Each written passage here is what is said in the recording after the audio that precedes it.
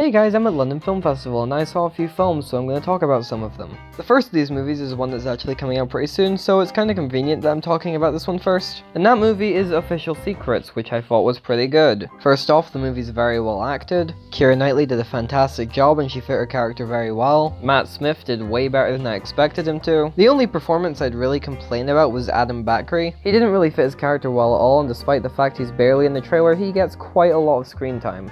The script was very well written outside of some of the scenes that very obviously never happened. One aspect of the film that caught me off guard was the cinematography. There was a lot of care and thought put into the framing that I did not expect from this movie. Seriously, the trailer of this movie did not use the cinematography as a selling point whatsoever, so if you think that the trailer is well shot, then wait until you see the actual movie. The film was very well paced and I was at no point bored. There are admittedly a few aspects I feel hold the film back. I really do wish the musical score did not feel so overbearing on the movie. There are plenty of scenes in the movie where the acting and writing are effective enough to get the desired emotion out of us, but for some reason a manipulative, overbearing musical score is just slapped onto the movie. It often feels like the film has no faith in its actors and writers despite them being great. The film also struggled with its tone.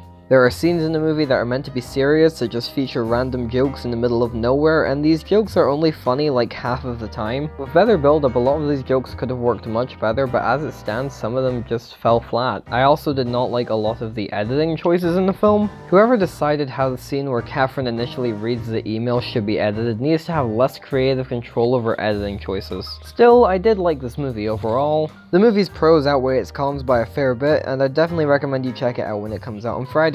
And I'm giving Official Secrets a 7 out of 10. Next I saw Sestra, or in English, Sister, and it was absolutely incredible. Every performance in the movie was fantastic. Monica Nayedinova's performance is easily one of the year's best. She fit her character perfectly and did a pretty great job.